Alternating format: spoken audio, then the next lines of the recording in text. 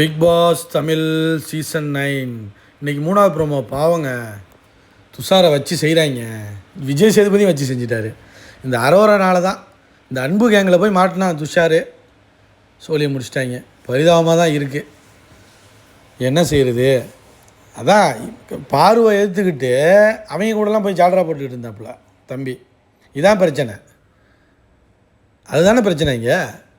அதாவது அவங்கெல்லாம் நல்லவங்க, பாரு கெட்டவன் மாதிரி ஒரு இதை க்ரியேட் பண்ணி பாருக்கிட்ட சண்டை போட்டுக்கிட்டு அவன் வந்து இதே பார்க்கவே இல்லை. அரோராவோட போய் படுத்துக்கிட்டு அந்த காஜி அரோராவோட போய் படுத்துக்கிட்டான். இவன் பரிதாபம். அவன் விலகி போனால் அது பிளான் பண்ணி வந்துக்கிட்டே இருந்துச்சு.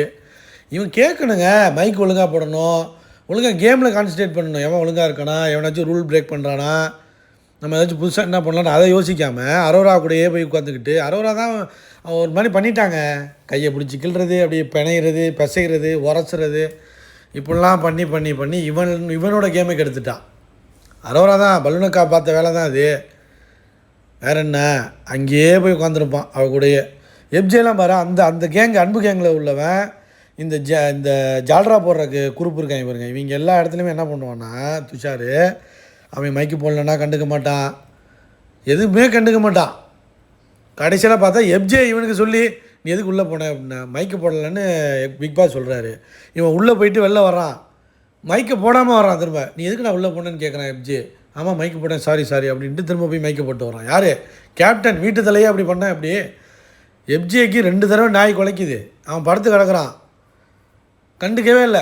இந்த கேப்டன் நம்மளை என்ன பண்ண போகிறான் அப்படின்னு நினச்சிக்கிட்டு இவனுக்கும் என்னென்னா, அவன் வந்து நாய் வந்து இவன் தூங்குறதுனால குலைக்கிறது, 2 தடவை குலைச்சிருக்குங்கிறதே கண்டுக்காமல் அரோரா பின்னாடியே சுற்றுறான்.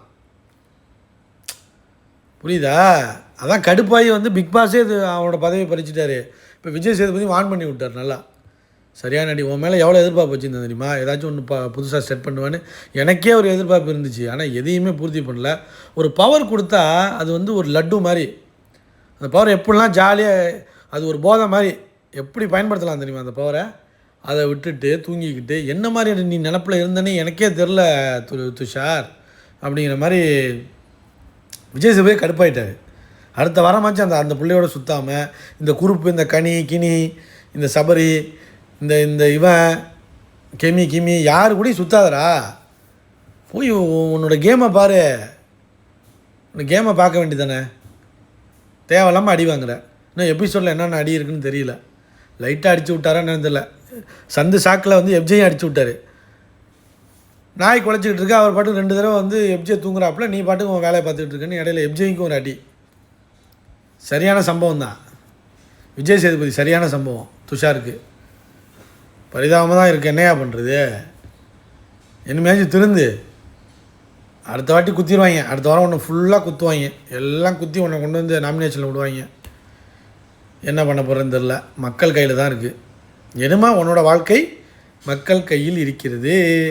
அரோராவை விட்டு விலகுனீன்னா நல்லது. இல்லைனா அரோரா ஒன்று முடித்து வெளியே அனுப்பிடுவா. அரோரா அந்த வாட்டி வர வேண்டியது வெளியில் அனுப்பலை பற்றி அவங்க.